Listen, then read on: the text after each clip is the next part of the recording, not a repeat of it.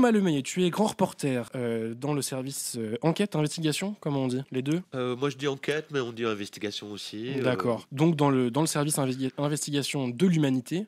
Ça fait longtemps qu'on t'a pas vu sur Twitch en fait. On t'a vu souvent en vidéo YouTube, en short où tu expliques tes enquêtes, mais je crois que sur Twitch, est-ce que la dernière fois c'était pas à la fête de l'humain? Ah oui, oui, c'est ça. J'étais en train de dire que j'étais jamais venu dans ce studio Ah magnifique voilà, t'es jamais venu dans ce studio. du journal. Voilà. Donc je suis ravi de découvrir à l'occasion. Mais effectivement, voilà, j'étais passé à la fête de l'humain. Ouais. T'étais passé à la fête de l'humain justement pour parler déjà de Pierre-Édouard Stérin et de Périclès. Oui. C'était ça, c'était mi-septembre, et c'était un truc que tu avais révélé fin juillet, je crois. C'était pendant l'été. Oui, c'est ça. Oui, Voilà. on avait sorti le 19 juillet. Non, quelle mémoire. Une révélation. Oui, bah, la date a un peu été. Elle a été assez marquante pour nous parce qu'effectivement, ça a permis de positionner, enfin, de montrer que le journal avait quand même un rôle et une utilité. Enfin, on a quand même, voilà, réussi un coup éditorial, on peut le dire comme ça. Et je crois que c'est peut-être la date. Je ne sais pas si Pierre-Édouard Thérin s'en souvient, mais on sait en tout cas que cette révélation lui a vraiment posé un problème. Quoi. C'était vraiment, c'est vraiment un gros couac dans sa stratégie politique. Pour lui, il s'agissait de mener à bien ce projet Périclès en toute discrétion. Peut-être avant qu'on continue, va peut-être falloir rappeler les bases et le contexte parce que peut-être que les gens ne l'ont plus forcément en tête. Donc je te propose, j'essaye de résumer tout ça et tu me dis si je dis des bêtises ou si j'ai oublié des choses importantes. Ça te va ? Super, magnifique. Donc Pierre-Édouard Stérin, milliardaire, homme d'affaires d'extrême droite, qui était connu avant pour posséder les Smartbox, enfin la société Smartbox, donc vous savez les boîtes cadeaux où tu offres un week-end en yourte en Auvergne ou un séjour, enfin bref, voilà ce genre de cadeau là. Donc il était connu pour ça. Et donc tu as révélé fin juillet qu'en fait il était investi dans un grand plan politique qui s'appelle donc Périclès, patriote, enraciné, résistant, identitaire, chrétien, libéraux, européen, souverainiste. Ça dit déjà pas mal de choses. Ça a été renommé depuis, je crois. Il me semble, non, c'est pas ça que tu dis dans ton papier. Non, en fait, ça reste Périclès. Simplement, ils se définissent désormais comme une société d'intelligence politique. Wow. Donc il y a cette dimension intelligence. Je ne sais pas si c'est mais il y a quand même cette dimension d'ailleurs, notons-le, de secret, quoi. Enfin, l'intelligence, c'est l'espionnage, c'est l'activité aussi. Certes, c'est la production intellectuelle, mais c'est aussi, voilà, en anglais en tout cas, ce qui est un peu la langue de ces gens. C'est comme ça un coup de leur production est quand même écrite avec le langage des affaires, des startups, des business plans, etc. Moi, je soupçonne, je ne sais pas si c'est une hypothèse, qu'il y ait cette dimension d'intelligence, voilà. Très bien. Donc, voilà, cet acronyme est un bon gros bingo gagnant, etc. Il y a déjà quasiment tout dans cet acronyme. J'ai repris quand même des éléments de ton papier. Les valeurs qu'il défend: liberté individuelle et d'entreprendre, famille, base de la société, place particulière du christianisme, enracinement dans un tiroir, etc. Et des tendances qu'il combat: socialisme et assistanat, wokisme, laïcité agressive, refus de la préférence nationale, immigration incontrôlée. Voilà, tout un florilège de choses très sympathiques. Donc voilà, Pierre-Édouard Stérin, son plan Périclès, qui veut faire ces choses-là.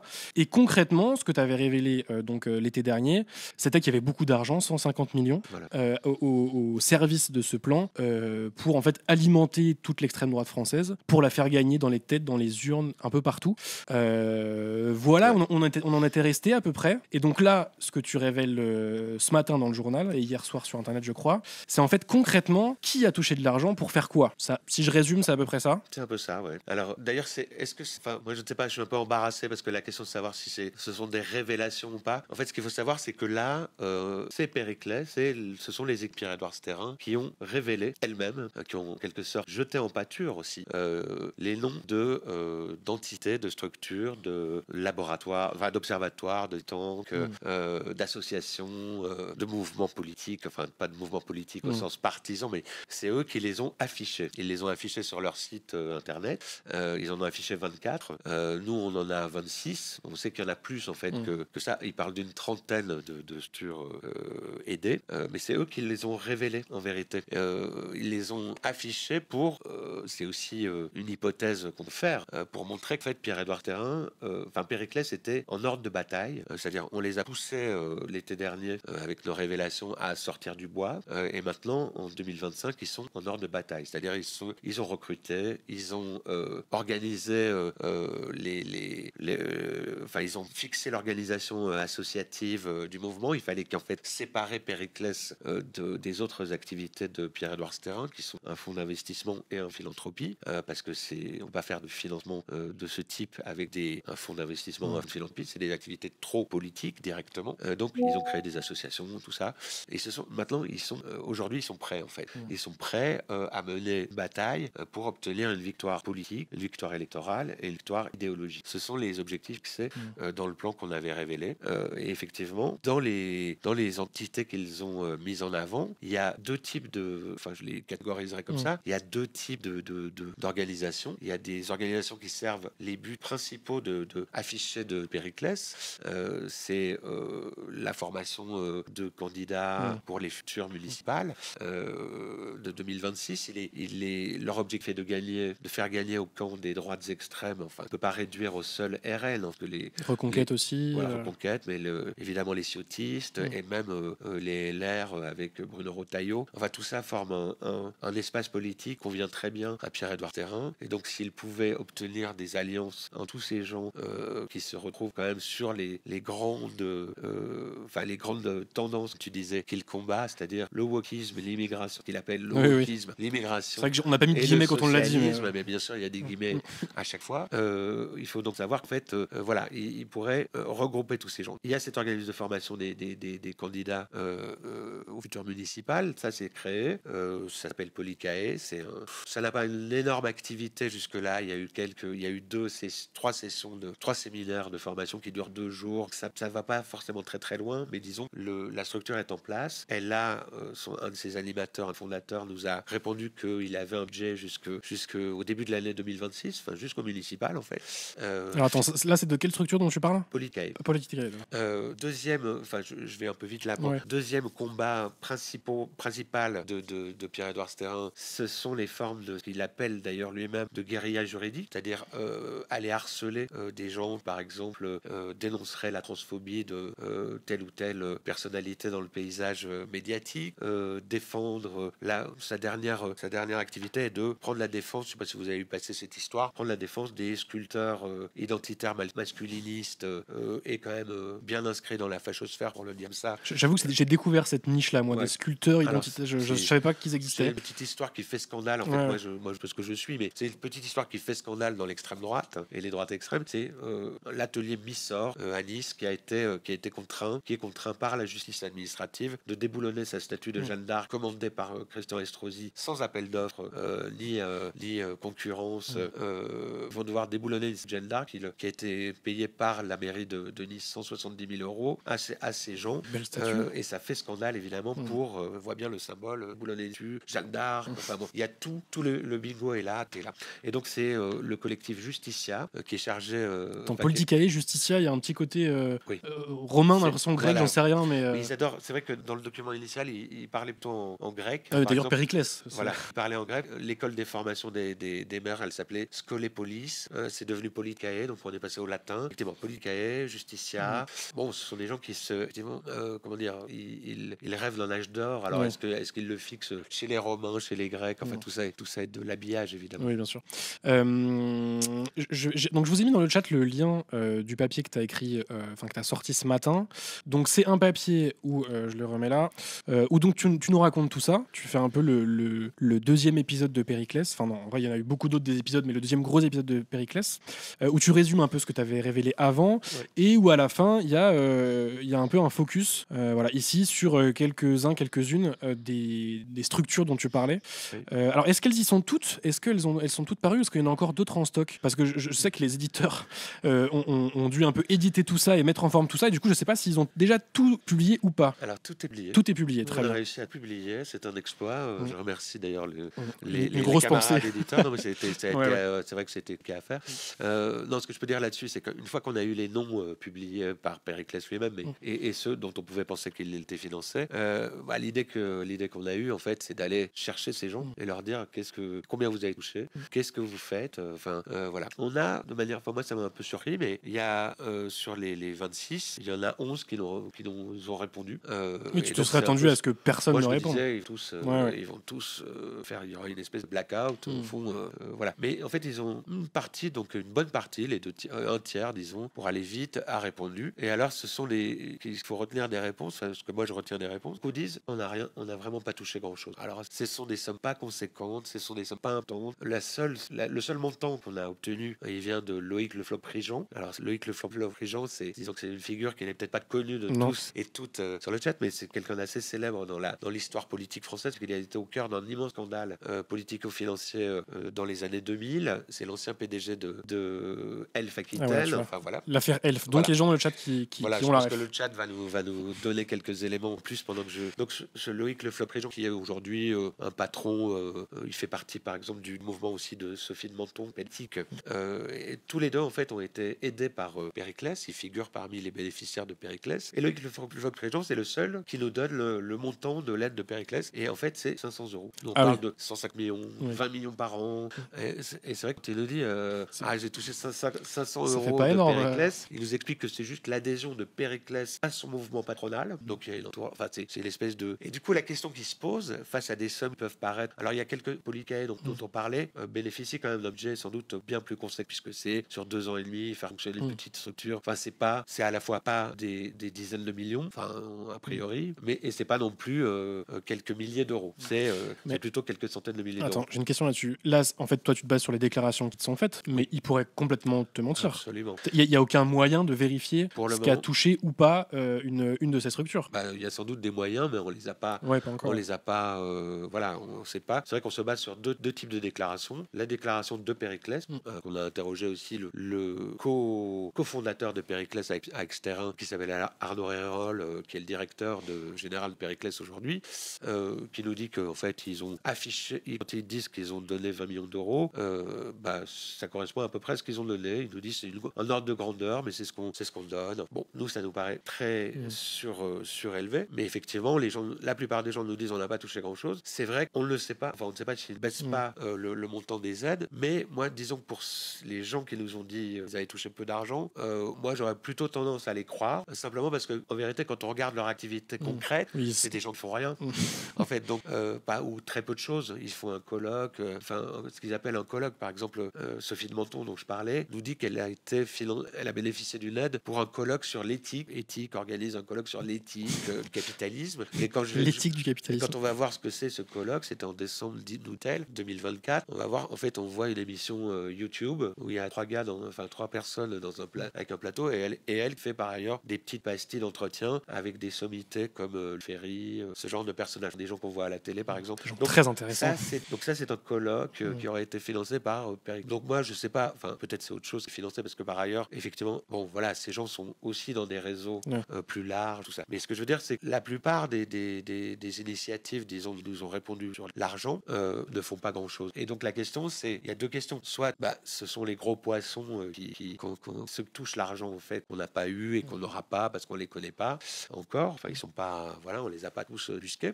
Soit en fait ce qui se passe, c'est que Terrain s'achète à bon compte se fait de la publicité et surtout s'installe au cœur d'une nébuleuse des droites extrêmes comme un interlocuteur, et ces gens qui reçoivent très peu d'argent acceptent cet argent et en plus deviennent ses obligés en quelque sorte, ses soutiens, se rangent à côté de lui, c'est-à-dire il n'est plus tout seul comme ce qu'il a pu être jusque-là, c'est-à-dire en même temps on sait que c'est quelqu'un qui voit beaucoup de monde, mais il est maintenant autour de lui il y a des gens qui peuvent se masser et du coup dire nous on est soutenu par Terrain mais on tient.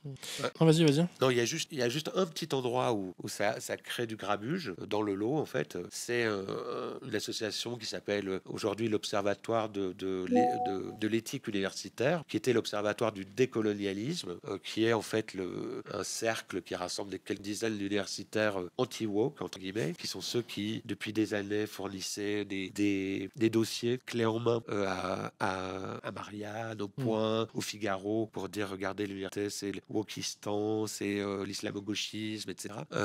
Eux, ils ont un problème, c'est que ils ont deux problèmes en fait, c'est un peu technique, mais j'ai très rapidement. C'est qu'un, ils disent qu'ils n'ont pas touché d'argent de Périclès, mais qu'ils ont touché de l'argent du fonds de philanthropie de Pierre-Édouard Terrain. Ça paraît, on s'en fout à la limite, c'est Pierre-Édouard Terrain. En même temps, c'est intéressant parce que le fonds de philanthropie de Pierre-Édouard Terrain et Périclès sont censés être totalement indépendants. Donc c'est quand même un petit problème, et c'est d'ailleurs ce qui a créé les ennuis qu'on a connus chez Bayard, puisque Pierre-Édouard Terrain avait voulu envoyer son ancien bras droit, qui était le responsable du fonds du bien commun. Et lui disait, mais moi je fais fonds du bien commun, je suis pas Périclès. C'est pour ça que je fais cette observation. Et deuxième problème, c'est qu'en fait, il y a plus de, il y a en fait, il y a une des figures de cet observatoire qui est une sociologue assez connue qui s'appelle Nathalie Heinisch, vient de démissionner, enfin nous a envoyé à l'UMA sa lettre de démission de cette organisation parce que, dit-elle, le fait de s'allier ou de recevoir de l'argent de Pierre-Édouard Thérin au nom de Périclès, c'est se ranger en quelque sorte, là je paraphrase, mais c'est se ranger derrière son projet qui est, dit-elle, anti-laïque, illibéral et ultra-conservateur, ce qu'elle refuse de faire parce que, dit-elle, elle est de gauche, anti-woke de gauche. Anti-woke de gauche. Alors j'ai plein de questions, je vois que le chat aussi. Attendez, je remonte un peu. Vous n'avez pas eu de tentative de procédure Bayon, parce que c'est vrai que tu parlais un peu de cette guérilla juridique. Est-ce que l'humanité, ou est-ce que toi tu as été l'objet de cette guérilla juridique? Est-ce que tu peux en parler aussi, parce que je sais que les affaires comme ça, c'est toujours un peu délicat. Oui. Enfin, je veux dire, non. Ce qu'on peut dire, c'est que quand on a sorti le document initial en juillet dernier, la veille de la sortie de cette enquête, de ces révélations, on a reçu les réponses. Pierre-Édouard Thérin voulait apporter à on lui avait envoyé des questions, on voulait qu'il nous explique un tas de choses. Et avant de nous transférer ces réponses, son porte-parole nous disait que Pierre-Édouard Thérin avait consulté ses avocats et que si nous décidions de publier ce document, cette enquête et ce document dans son intégralité, ce qu'on a fait, nous pourrions être poursuivis pour violation du droit des affaires. Alors bon, nous on a fait une analyse juridique assez rapide. Évidemment, c'est passé par nos avocats, mais on a vite constaté un truc qui est évident, c'est que on n'était pas en train de révéler. Bon, déjà, on discutait de ce que c'est le secret des affaires. Hein. Et pourquoi il intervient. Je suis pas du tout en train de dire que ce serait parfaitement légitime de poursuivre. C'est scandaleux. Mais là, il pensait pouvoir. Il imaginait, ou c'était une menace en l'air, mais il imaginait nous poursuivre parce que nous allions révéler un projet totalement politique, certes présenté dans le langage des affaires et du business, qu'il est question de buy-out sur un institut de sondage, de faire une espèce d'OPA sur des think tanks. C'est vrai que c'était totalement un langage d'affaires. C'est le langage de ce terrain dans la vie, enfin comment il mène ses affaires, mais c'est le langage aussi de comment il mène sa politique, la politique, comment il est en politique. C'est vraiment quelqu'un qui achète en fait. La preuve aussi avec Périclès aujourd'hui. Voilà, il nous a menacé de ça. Ça n'a pas eu il n'y a pas eu de suite. On n'a pas été attaqué par Pierre-Édouard Thérin sur les révélations. On n'a pas eu de droit de réponse. C'était un coup de pression avant pour essayer de vous faire. Oui, je pense. Oui, c'était. En fait, il faut dire. Enfin, je sais pas si vous avez vu, mais aujourd'hui, il y a ce qu'on produit nous dans l'UMA. Voilà, ce matin, et il y a aussi ce terrain fait aussi la une aujourd'hui du Nouvel Obs. Ah oui, le Nouvel Obs. Et la lettre aussi, parce que la lettre, c'est de là d'où on vient au départ. Alors, la lettre a repéré que, enfin, je crois que c'est la lettre qui a effectivement fait le premier papier sur les premiers bénéficiaires de Périclès. Ils ont repéré que sur le site, il y avait mais je crois quand même que c'est Périclès lui-même qui a révélé. Mais c'est vrai que c'est la lettre qu'il a vue en premier et qui a effectivement sonné l'alerte en quelque sorte. Et donc ce matin, il y a l'UMA, on fait la une dessus, et le Nouvel Obs. Et dans le Nouvel Obs, on voit bien, il raconte l'épisode de nos révélations vues par ce terrain, qu'ils l'ont eu, je crois qu'ils l'ont rentré, qui n'est pas le cas. Dommage, t'aurais bien aimé. Ouais, oui, bien sûr. Ah bah, je pense que c'est intéressant. Après, c'est sûr que nous, on n'irait pas dans les mêmes. Enfin, on irait avec. Voilà. Je ne sais pas si est-ce que c'est possible. Au fond, je ne sais pas. Mais en tout cas, moi, on y est prêt, je crois. Mais donc, il raconte cet épisode de nos révélations vues par ce terrain, et en fait, il raconte. Il y a un paragraphe qui dit au moment des révélations de l'humanité, de nos collègues de l'humanité, c'est vraiment aux grandes dames de ce terrain que le plan sort. Pourquoi, à quoi ça sert de payer parce qu'il utilise les services de Almeo, qui est une des grandes conseillères communication du personnel politique en France. À quoi ça sert de payer tout ça si c'est pour que un journal comme l'Humanité sorte tout le plan? Et donc on sait que ça l'a beaucoup dérangé. On sait qu'il a fait plusieurs tentatives en fait pour nous empêcher de sortir les choses. Il a menacé par les secrets des affaires, et puis il nous a aussi il a essayé, la veille de notre publication, il a fait passer une tribune dans le Figaro dans laquelle il disait j'ai un plan Périclès. On essaie de désamorcer un peu avant. Périclès, on va refaire tout, on va refaire on va réinventer la politique, etc. Il a, le jour où on sortait, enfin la veille du jour où on sortait, le soir, on était en train de finir d'éditer sur le web, que le JDD sortait lui-même un papier sur ce plan Périclès. Bon, c'était pas tout à fait, c'était pas exactement la même manière de faire, mais il a essayé de court-circuiter, de torpiller nos révélations, de désamorcer un peu, de dire non mais vous inquiétez pas, il va y avoir un gros truc, mais vous inquiétez pas. Mais on sait qu'en fait il a été il a été très embarrassé. Ça a quand même enrayé un peu Ouais. cette dynamique de dîner un peu clandestin, de rencontres, tout ça. Chose qu'il a manifestement reprise aujourd'hui, qu'ils assument. C'est pour ça que je dis que c'est eux qui révèlent les noms des gens qui soutiennent en partie, parce qu'on sait qu'il y en a d'autres, et que c'est peut-être les plus importants. Voilà. Mais pour le moment, ils disent qu'ils ont financé, ils n'ont pas donné beaucoup d'argent. Ça leur fait de la pub. Ce à quoi ça sert surtout, c'est à envoyer des clients sur les plateaux télé de Bolloré, CNews, Europe 1 ou dans le DD. Et puis surtout, frappant, quand moi j'ai passé en revue en fait tous les gens qui animent les mouvements qui ont été soutenus. En fait, tous ils sont à Frontières, au boulevard Voltaire. Je sais pas, même j'ai vu apparaître Occidentis, un truc dont j'avais oublié que ça existait. Je sais pas ce que Je crois que c'est. C'est un média? C'était un média qui était sur Instagram, je crois, qui a dû être banni, je pense, par Instagram, si j'ai bien pris. Et maintenant, il se trouve que ces gens sont fiers. Enfin, bon, tous ces gens, enfin, c'est quand même, il faut savoir un truc, c'est que ce terrain aujourd'hui récuse les quêtes d'extrême droite. Ouais. Il envoie des courriers aux médias pour dire modifier ses papiers ou je suis présenté comme un milliardaire. Bon, quand on regarde dans le détail les gens qui sont du coup autour de lui, on voit quand même des gens, c'est l'extrême droite, c'est le RN, c'est Reconquête, mais ça va au-delà même. Enfin, c'est même des gens qui sont dans l'extrême droite hors parti. Enfin, je veux dire, il y a des trucs quand même incroyables. Ouais. Ça me fait penser à une question. Donc, tu as eu une réponse de 11 des structures, c'est ça que tu disais? C'est ça, oui. Où donc ils te répondaient sur les sommes d'argent qu'ils auraient ou non reçues. Et est-ce que tu as discuté avec eux, que ce soit au téléphone ou par mail, de la proximité aussi idéologique? Est-ce que tu leur as dit, OK, vous avez reçu telle thune ou telle thune, mais est-ce que vous embrassez aussi la cause de Pierre-Édouard Stérin? Est-ce que le projet Périclès vous parle? Est-ce que tu as eu ces échanges avec ces structures? Alors j'ai essayé, évidemment cette question est posée. Enfin, je veux dire, la question de savoir parce qu'il recevait de l'argent de Périclès, il se retrouvait dans le fondement de ce plan qui consiste vraiment à faire gagner les droites extrêmes dans les têtes et dans les urnes en 2026, en 2027, tout ça. Poser la question à chaque fois. Alors là, tous, je crois tous, disent, mais nous, on est totalement indépendants. On n'est pas forcément, c'est même pas la droite. Tandis, c'est la gauche. Je reçois de l'argent de la gauche aussi. Alors qu'on regarde qui est cette gauche exactement, c'est pas vraiment ce qu'on nous on considère comme la gauche. Hein. C'est plutôt, c'est plutôt Valls. D'accord. Je veux dire, non, voilà, il faut balancer les noms, Thomas. Non, mais c'est pas Valls qui donne de l'argent. Oui, mais oui. Dire, c'est des gens politiquement sont des gens dans ces réseaux-là. Donc oui, non, donc leur réponse est assez sidérante de mauvaise foi, selon mauvaise foi ou naïveté ou naïveté. Voilà. Oui, fausse naïveté. Fausse naïveté, pardon. Oui. C'est ce qui est par exemple, il y a une des associations, elle est toute jeune et elle a été pour le coup créée avec de l'argent de Périclès exclusivement. C'est sa fondatrice qui nous le dit. C'est un truc qui s'appelle Éclat de femmes, qui a été fondé par Claire Géronimi. Donc c'est une association féminine. Avec des guillemets. Voilà. Qui a participé en fait. Alors il a été fondé par cette jeune femme a été victime d'un viol commis par un homme sous OQTF et donc c'est le ressort de son engagement aujourd'hui dans Éclat de femmes. C'est à ça que son association, dit-elle, doit servir à aider les victimes de VSS, etc. Et il se trouve qu'elle a participé, elle a co-organisé avec le collectif Les Mésis, qui est plus connu, le rassemblement en hommage à Philippine en septembre dernier.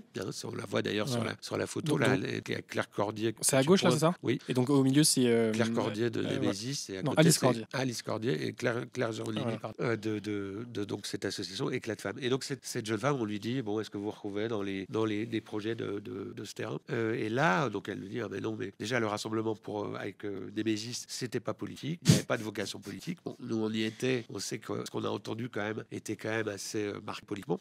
Et je n'ai aucun lien avec des mouvances. Elle nous a répondu ça, je crois, la semaine dernière.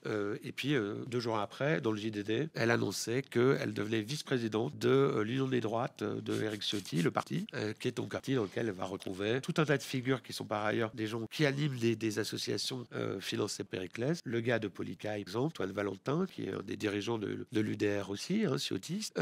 Quelqu'un de très proche de ce terrain, et on le sait, sur lequel moi j'étais allé enquêter à Salbris en Sologne, c'est le maire de Salbris qui s'appelle Alexandre Avril, qui en a tué des plateaux télé, CNews, etc.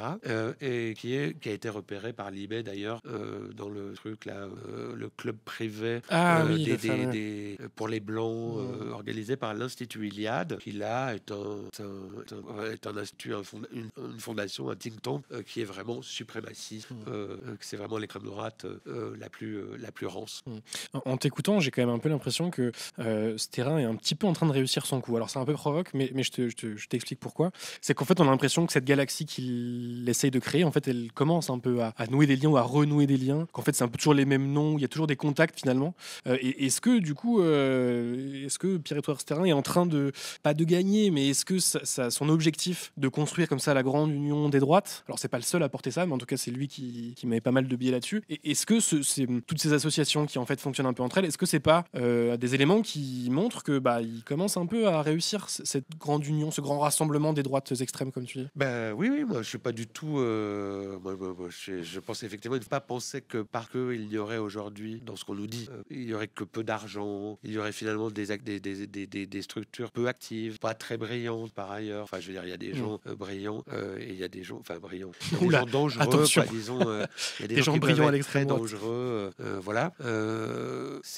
En fait, ce qui est sûr, c'est que là, le coup, enfin tout ça et même le fait que nous on en parle aujourd'hui, évidemment, ça participe de la publicité qu'il a manifestement cherché pour une fois. Autant il ne la voulait pas Oui, l'été dernier. l'année dernière, autant là il est prêt visiblement à l'assumer, quoi. Enfin, et donc effectivement ça n'est pas neutre. Ça veut dire que oui, il est en train de élargir sa base, élargir une base. D'ailleurs, il a pas, c'est pas une base derrière lui. Oui, oui. C'est-à-dire, c'est plus, c'est une question de réseau, je veux dire, voilà, on sait, enfin, je l'ai écrit dans l'article ce matin, son bras droit, je le rappelle, mais ça c'est quelque chose connu déjà en juillet, son bras droit, François Durvy, qui est le directeur de son fonds d'investissement, est un conseiller incontournable désormais de Jordan Bardella et Marine Le Pen. Il y a ce que je disais sur ses liens avec Ciotti, ça vaut aussi pour Reconquête, pour Zemmour, et ça vaut, il a évidemment des liens avec Bruno Retailleau.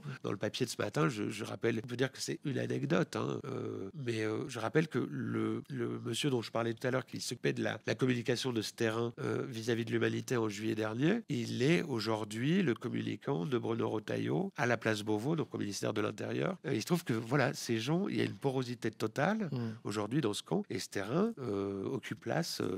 commence à prendre une place importante. Pourquoi il l'occupe? Parce qu'en fait, effectivement, il a de l'argent, il est prêt à le cramer son argent pour financer des projets, les causes qui lui tiennent à cœur. Ça lui coûte pas grand-chose pour le moment. De toute façon, ça ne lui coûte pas grand-chose par rapport à Thune.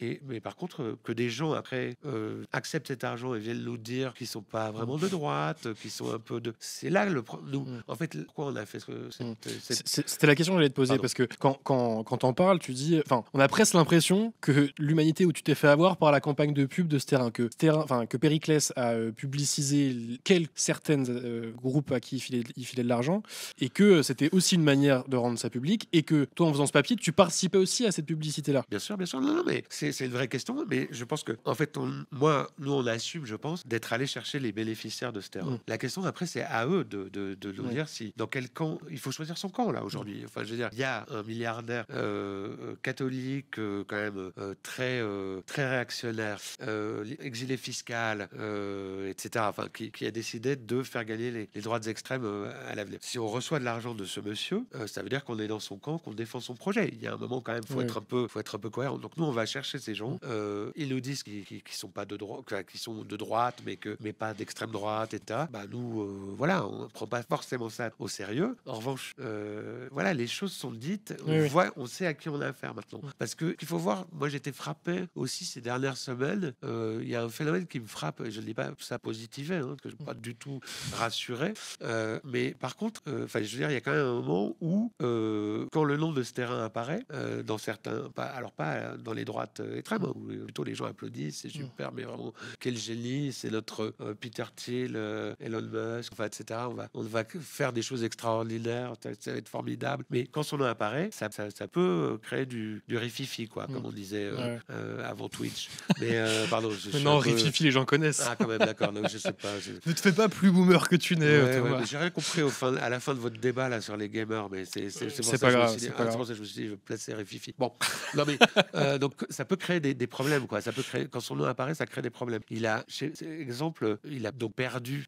Des entreprises qui sont liées au fond du bien commun à ce terrain on se sont vus retirer leurs concessions pour exercer des trucs de restauration à Paris. Et puis surtout, chez Bayard, le fait que ce soit l'ancien bras droit de Pierre-Édouard Sterlin qui soit recruté par un autre proche de Pierre-Édouard Pierre-Édouard Terrain qui avait été placé à la tête du groupe Bayard, ça a suscité une bronca extrêmement forte dans les rédactions. Et les rédactions ont réussi à empêcher ça. Dans un groupe qui est quand même un groupe catholique, travaillé par justement le glissement des pratiquants, des catholiques vers les droites extrêmes, qui est en cours.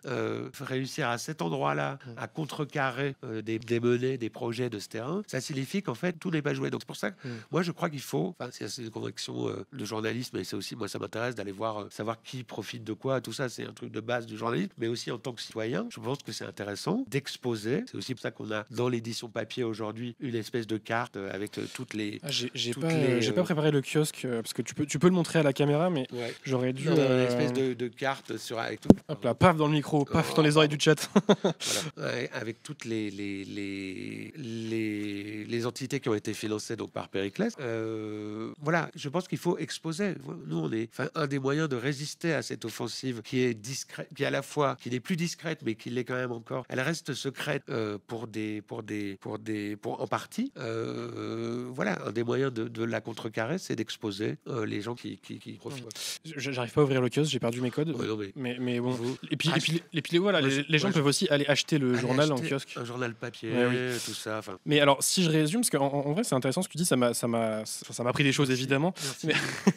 Non, mais en fait, ce que tu dis, c'est que depuis l'été dernier, maintenant, quand le nom ce terrain est évoqué, ça produit quelque chose. C'est plus seulement l'homme d'affaires qui fait les smartbox, c'est l'homme d'affaires milliardaire d'extrême droite qui a un projet pour conquérir le pouvoir, si je résume. Et qu'en fait, l'objectif là de ce que tu as écrit hier et aujourd'hui, c'est que cet effet soit aussi provoqué quand on lit le nom des structures qui a donné l'argent. C'est que quand on lit le nom de Politicae, quand on lit le nom de Éclat de Femmes, ou quand on entend le nom d'Éclat de Femmes, c'est que ça résonne aussi avec ce terrain. C'est pas juste une association ou un groupe de penseurs ou je sais pas quoi. C'est que non, c'est un groupe, c'est une structure d'association financée en partie par l'extrême droite. Et que voilà. Et donc, si je résume, c'est un peu ça. L'objectif aussi des révélations d'aujourd'hui. C'est-à-dire, il y a de ça aussi, bien sûr. C'est aussi on disait name and shame. Enfin, mais c'est aussi parce que en tant que tel, en fait, ces mouvements, on n'a pas besoin de savoir qu'ils ont reçu une aide de ce terrain pour examiner leur position politique, tout ça. Il y a par exemple un mouvement qui s'appelle Ligue pour l'égalité dans l'antiracisme.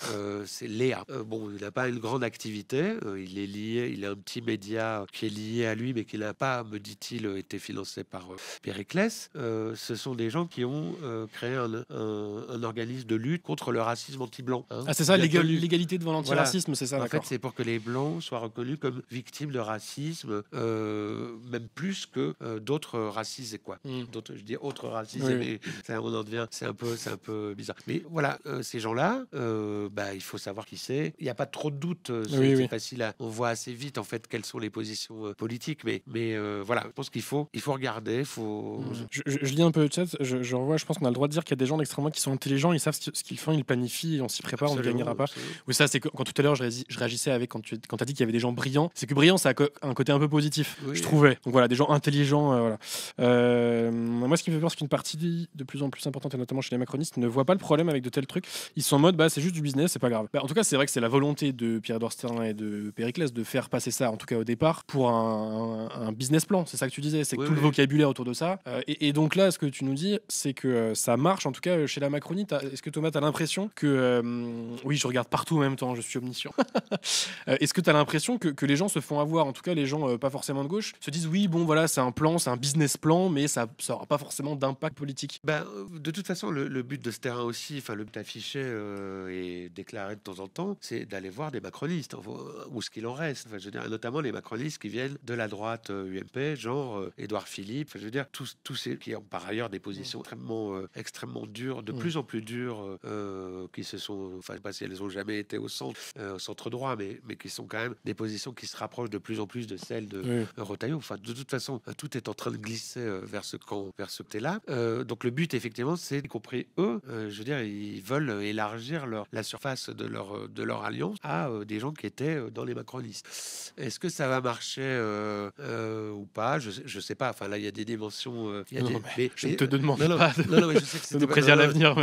Mais c'est vrai que globalement, il y a des dimensions quand même qui sont terribles en fait, parce que c'est vrai que toute l'évolution, disons, dans les pays, c'est d'ailleurs ce sur quoi s'appuie Périclès en disant, ils disent, il y a un sursaut dans les pays occidentaux, le réveil des peuples, contre le socialisme, le wokisme, l'immigration. Enfin, je veux dire, ils se sont poussés des ailes. Évidemment, avec Trump, on le signale dans l'article aujourd'hui, mais c'était connu, ça a été dit par le New York Times. Un ancien lobbyiste, enfin très proche de Donald Trump, a proposé à Sterin de coopérer à Périclès, chose que Périclès me répond de ses responsables n'a pas accepté pour le moment, mais ils disent qu'ils sont très intéressés par la situation américaine. Je pense qu'ils sont très intéressés aussi par la situation en Hongrie, avec Orban. Enfin, je veux dire, il y a et en Italie, enfin, etc. En Allemagne avec la FD. Voilà, je pense que tout peut les inciter, disons, à une forme d'optimisme dans ce type de mouvements qui sont conservateurs, identitaires, nationalistes, catholiques. C'est quand même, il y a un retour aussi du religieux chrétien là. Enfin, je veux dire, voilà. Ouais. Je vois quelqu'un qui demande si la carte que tu as montrée est disponible. Alors, elle est effectivement disponible dans le journal papier, mais je crois pas qu'on l'ait mis sur le web. Je crois pas qu'il y ait une déclinaison web, mais ça vaudrait peut-être le coup de réfléchir justement à une carte un peu une carte interactive, tu vois. Ouais, on va voir ça. On en a parlé ce matin. C'est vrai. Ouais, on va peut-être la faire un jour. Ouais, alors peut-être mal. Pas de suite. Moi, je dirais c'est pas mal d'avoir l'édition papier là en attendant. Bien sûr. C'est pas pour vendre bien du sûr. papier, mais c'est si, tu peux. Mais je pense qu'on la fera pas tout de suite pour être sincère quand même. Mais moi, je pense que oui, on a besoin de cartographier. Vous savez Galaxy Sterin. Vous savez que je crois que Street Press, par exemple, fait une excellente carte de France avec les cruscules fascistes dans les villes. Tout ça. Moi, maintenant, je fais des cartographies aussi d'influence, de réseau. Je sais pas comment faire. C'est un peu délicat. Il y a un travail. Mais oui, je crois qu'on va la faire cette carte interactive. Mais moi, je trouve ça justement très bien. C'est des cartes interactives où c'est pas figé comme ça peut l'être sur le papier. C'est qu'en fait, quand tu cliques sur un truc, tu peux assez facilement donner à voir les liens avec les autres ou les proximités idéologiques, financières et tout. Donc, je pense qu'effectivement, ça pourrait être un travail très intéressant. Donc voilà, dans le chat. Oui, je voyais dans le chat, je regardais aussi de la Horde fait cette carte depuis très longtemps et c'est vrai qu'elle est excellente. Il y a aussi une toute autre carte dont je crois que j'avais écrit un papier l'année dernière, une carte de livre noir. Je sais pas si tu te rappelles de ce truc-là, qui avait fait une carte de l'extrême gauche. Ah oui. Je pense. Non, attends.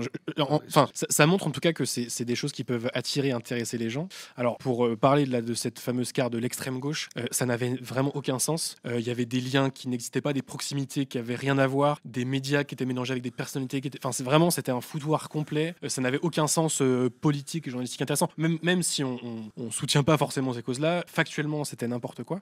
Mais voilà, ça montre bien que il y a un enjeu à donner à voir et à rendre un peu accessible tous ces liens et notamment la galaxie Sterin, ça pourrait valoir le coup. Tu voulais dire? Non, mais c'est vrai que là, je m'embarquais un peu dans le truc, mais en fait, j'écoutais ce que tu disais et je suis frappé par le fait que je pensais que dans ces mouvances, disons, pour le généraliser un peu, beaucoup d'informations ou de choses qui sont avancées, disons, par ces mouvances peuvent être complètement bidons, ou bidonnés, évidemment. Enfin, on sait tout ça, j'ai l'air de le dire de manière très sentencieuse, mais on sait très bien ça. Et effectivement, dans ce que ce terrain aide, là, il y a des trucs quand même qui servent précisément à ça.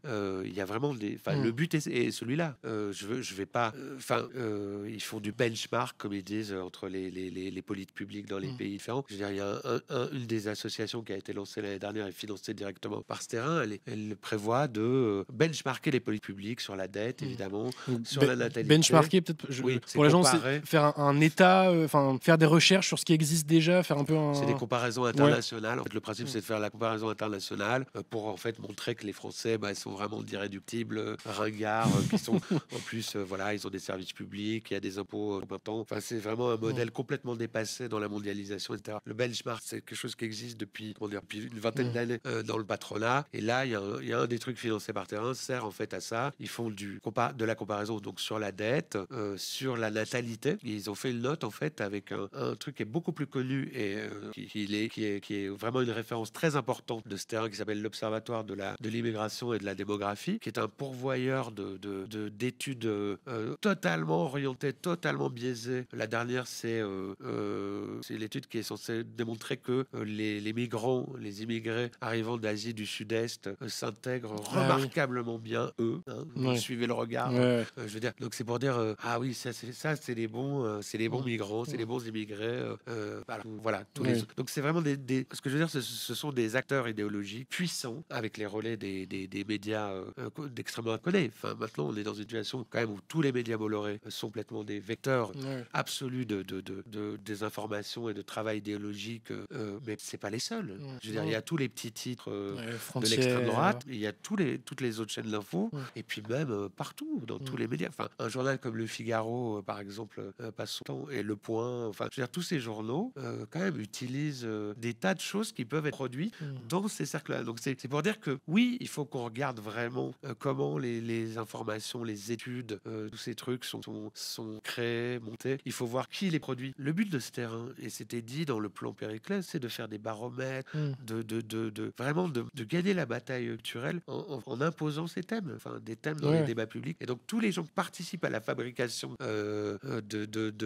d'études, de thèmes sur l'immigration, sur le wokisme, tout ça, sont complices, sont les complices, bien sûr, et ils sont parfois payés pour ça. C'est ça qu'on démontre aussi aujourd'hui. Même s'ils sont pas payés cher, ils sont payés pour ça. Peut-être qu'ils sont payés plus cher demain. Enfin, je veux dire, c'est ça le danger. C'est pour ça qu'il faut les afficher, il faut les regarder, et il faut un des trucs pour les batailles électorales, c'est un petit cabinet d'analyse de data, de données électorales, de données d'élections. Voilà. Lui, il a un partenariat avec le JDD, faire des projections, tout ça, à partir des sondages. Il a un partenariat avec Thiers, pour lequel il a produit une enquête sur ce qu'il appelle le braquage électoral islamo-gauchiste de Raphaël Arnaud dans le Vaucluse. C'est-à-dire que tout ça sert à expliquer que ce député maintenant et les filles a remporté la victoire, je crois, à Avignon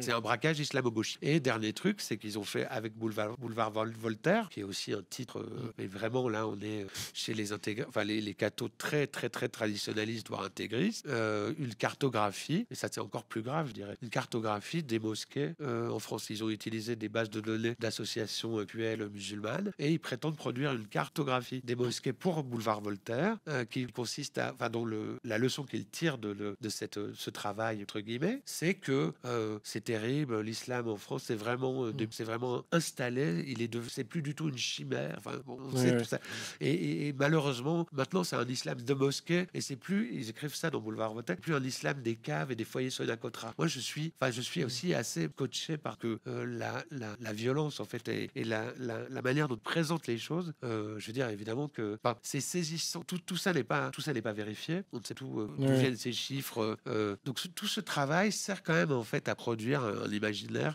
qui est l'imaginaire de Pierre-Édouard Terrain, de Périclès, et c'est ce qui peut faire gagner. On sait que c'est quand même là-dessus qu'on a nous un gros travail à faire aussi, mais ça c'est pas à la limite, nous on fait ce qu'on veut au journal, mais c'est le plus dur évidemment, c'est pour nous dénoncer, je veux dire montrer ces manœuvres de l'extrême droite. Voilà, c'est notre boulot, on y arrive plus ou moins, enfin on essaie, je pense que là on y arrive plutôt pour le moment en tout cas, donc on peut s'en réjouir, mais évidemment le reste, qu'est-ce qu'on va opposer à ces gens-là comme imaginaire différent. Oui. Alors il y a un truc sur la cartographie dont tu parlais, et donc la cartographie des mosquées, etc. Je pense qu'il y a aussi un enjeu de sécurité. Quand l'extrême droite fait une carte, que ce soit des mosquées ou des personnalités de gauche, on va résumer ça comme ça, c'est aussi une manière inavouée de placer une cible dans les adversaires politiques. C'est-à-dire qu'il y a eu tellement d'exemples de personnalités. Tu parlais de Raphaël Arnaud, c'est un très bon exemple. Une fois qu'on donne sa photo, on dit voilà, lui c'est un adversaire politique. En fait, c'est quoi les moyens de l'extrême droite et les méthodes? C'est d'aller chez lui, de l'attendre devant sa porte, de fracasser ses vitres. Alors je sais pas, je sais qu'il y a des groupes de FAF à Lyon qui étaient allés le voir. Mais donc tout ça pour dire que quand l'extrême droite fait des cartes de quelque chose et pointe un endroit ou une personne, c'est pas juste entre guillemets pour regarder voilà ce qui existe. C'est aussi pour dire de manière inavouée que voilà, c'est ça les cibles, c'est eux qu'il faut combattre. Et quand l'extrême droite combat, c'est pas que idéologique, quoi. C'est aussi avec les poings et les battes de fer. Donc c'est, enfin, des fois on peut en parler un peu légèrement, mais c'est un vrai danger, quoi. C'est des enjeux extrêmement importants. J'avais un autre truc à dire, mais que j'ai pas noté, donc j'ai oublié. Qu'est-ce que tu disais à la fin? Merde. Oui, ce qui dérange les fachos, c'est que ce sont des migrants musulmans, car ils sont islamophobes et racistes. Oui, quand tu disais qu'ils essayaient de montrer que les migrants venant d'Asie essaient de s'intégrer mieux que les autres, c'était effectivement ça que tu voulais dire. Zut, pourtant c'est un truc hyper intéressant que je voulais dire.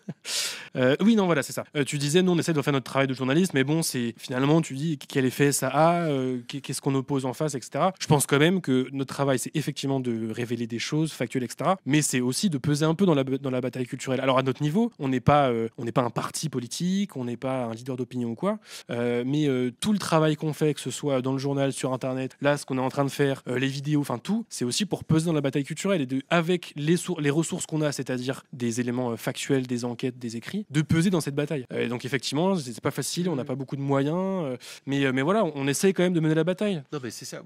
En fait, je voulais aussi dire, il y a une telle, en fait, c'est tellement, tout est tellement fabriqué, je veux dire, dans le camp des droites les plus dures, de l'extrême droite, c'est tellement grossier cette fabrication pour imposer leur thème, etc. Je veux dire, nous, on croit aussi à, je veux dire, on essaie d'exposer des choses de manière vérifiée, de faire un travail. On essaie d'être inattaquable et on est rarement attaqué. Enfin, c'est assez rare qu'on puisse venir nous chercher, il me semble, hein, sur des trucs très malhonnêtes, de mauvaise foi. En vérité, enfin, on peut avoir ce type il peut y avoir des stéréotypes, je veux dire, dans ce qu'on produit, enfin, dans ce qu'on renvoie, dans ce qui est renvoyé de notre image, etc. Mais en vérité, nous, on est plutôt venez vérifier en fait les choses qu'on rapporte. Allez vérifier ce qu'on raconte. Je veux dire, on vous donne aussi des éléments pour justement faire le travail vous-même, checker. Mais je pense qu'en fait, voilà, nous, notre boulot, c'est ça, c'est d'apporter tout ça sur la table. Peut-être dernière question du chat, puis après je vois Vadim qui est entré à côté de moi. Êtes-vous intéressé par des sujets sur l'extrême droite en Touraine où ce terrain est très implanté, nous dit Atalvisme. Est-ce que tu es au courant des projets de ce terrain en Touraine? Alors Thomas. oui, j'ai entendu parler de deux, trois choses. Enfin, j'ai moi-même, enfin, je sais pas, oui, je crois que c'est la Tourelle, hein. Enfin, Atalvisme va nous confirmer. En fait, j'étais allé l'été dernier, je suis allé à l'île Bouchard, près de Tours, où il y avait eu, mais là c'est fini, il y avait eu un projet d'implantation d'un village, chrétien, enfin de construction de lotissement chrétien plutôt dans le village, projet qui a été abandonné grâce à la mobilisation d'une petite équipe de profs à la retraite et bien à la retraite, je veux dire, qui avait réussi à carrer cette opération. Moi, je connais ça, j'en connais un peu d'autres, mais je suis intéressé. En tout cas, j'en parlerai pas tout de suite, mais oui, ça m'intéresse, oui, bien sûr. Mais est-ce qu'il y a des moyens de te contacter si des gens ont des choses à te soumettre, des documents, j'en sais rien? Est-ce qu'il y a un moyen c'est un mail, un réseau social? Beaucoup de gens y arrivent. Moi, je suis sur Blue Sky maintenant et je suis en sourdine sur Twitter. Il y a un mail sur mon profil d'utilisateur qui est un mail TGF. Un Proton. Un Proton, voilà. Donc c'est assez facile et donc volontiers. Donc voilà, si vous avez des choses à transmettre, c'est Thomas Lemayeux, grand reporter à la rubrique Enquête de l'humanité. Et ben voilà.